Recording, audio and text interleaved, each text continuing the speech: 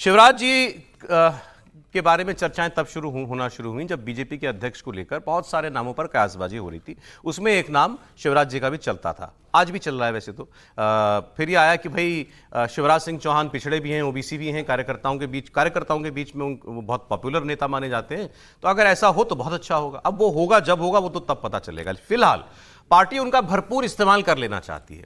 देखिए, सोचें, जब भी मध्य प्रदेश का इलेक्शन खत्म हुआ और मुख्यमंत्री वहां मोहन यादव को बना दिया गया तो लगा क्या शिवराज जी का पॉलिटिकल करियर जो है वो गर्दिश में जा रहा है। लेकिन उसके बाद उनको सेंटर में लाया गया, उनको कृषि मंत्रालय जैसे हैवी वेट मंत्रालय दिया गया और अब पार्टी भी उनको इस्तेमाल कर रही है। कैसे?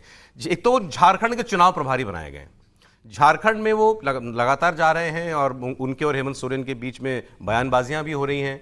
और फिर वो बिहार गए हैं, झारखंड से कल बिहार में थे। बिहार में जाकर के योगी वहां पर उनका जो जाने की वजह थी उसमें एक शहीद थे वहां के, और अति पिछड़ी जाति से आने वाले अंग्रेजों के जमाने में उनको फांसी दे दी गई थी। तो उनके एक श्रद्धांजलि सभा वहां हर साल बीजेपी करती है, उसमें वो गए थे। और वहां जाकर के शिवराज सिंह चौहान खुद पिछड़े होने के नाते, बिहार वो प्रदेश जहां पर 36% ईबीसी हैं, एक्सट्रीमली बैकवर्ड कास्ट, और ये कोर वोट वैसे माना जाता है जेडीयू का, नीतीश कुमार जी का।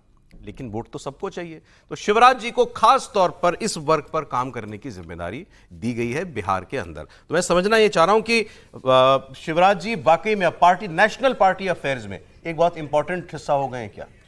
देखिए, शिवराज सिंह चौहान भारतीय जनता पार्टी के अगर भारतीय जनता पार्टी देखें तो सर्वोच्च नेताओं में शामिल है। अब आडवाणी अटल जी का युग चला गया है। अगर अभी जो भारतीय जनता पार्टी को कंट्रोल कर रहे हैं उनसे भी शिवराज सिंह चौहान संगठन में पुराने नेता रहे, संगठन में लंबे समय तक काम किया। जब मध्य प्रदेश में ऐसा लगा कि बाबूलाल गौर से मुख्यमंत्री का काम नहीं संभाल रहा है और चुनाव हार जाएंगे, तो शिवराज सिंह चौहान को मध्य प्रदेश मुख्यमंत्री के रूप में भेजा गया। और उसके बाद शिवराज सिंह चौहान ने जिस तरीके से प्रदेश में भारतीय जनता पार्टी को मजबूत किया, संगठन को मजबूत किया कि लगातार वो वहाँ मुख्यमंत्री रहे।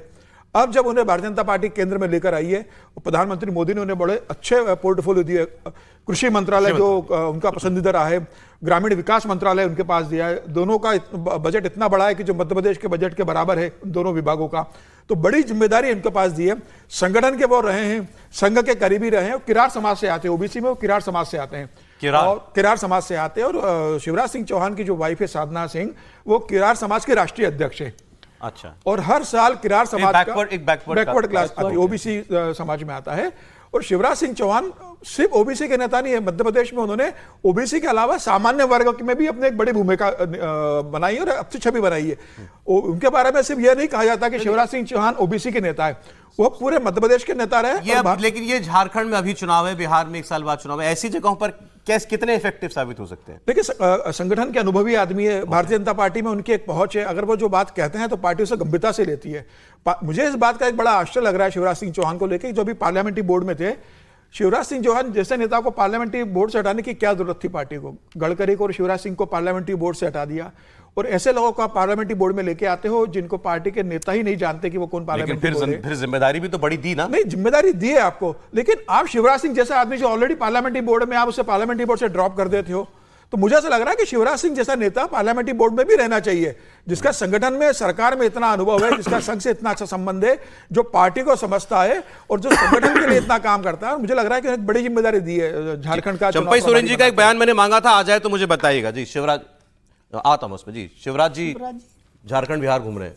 नहीं, अच्छी बात है। शिवराज जी बड़े नेता हैं और पार्टी को उनका किस तरह से इस्तेमाल करना चाहिए, मध्य प्रदेश में जो हुआ, जो समीर जी ने बात की, उस बात का में बहुत दम है कि पार्लियामेंट्री बोर्ड, आप ऐसे कह रहे हैं कि बड़ी जिम्मेदारी दे दी गई, लेकिन पार्लियामेंट्री बोर्ड निर्णायक बोर्ड है पार्टी का, जहां सबसे बड़े फैसले होने हों, जहां सबसे टॉप लोग बैठे हों, वहां पर शिवराज जी नहीं है। तो ये एक महत्वपूर्ण बात है। हाँ, वो हटा दिया, मतलब, लेकिन अब यदि आपने नेता बना रखा है तो दोबारा ले रहे हैं कि नहीं ले रहे? दो बड़े नेता जिनको पार्लियामेंट्री बोर्ड से हटाया गया, वो शिवराज सिंह है और नितिन गडकरी। नितिन गडकरी इसलिए भी महत्वपूर्ण है क्योंकि वो भारतीय जनता पार्टी के पूर्व अध्यक्ष है, राष्ट्रीय अध्यक्ष है।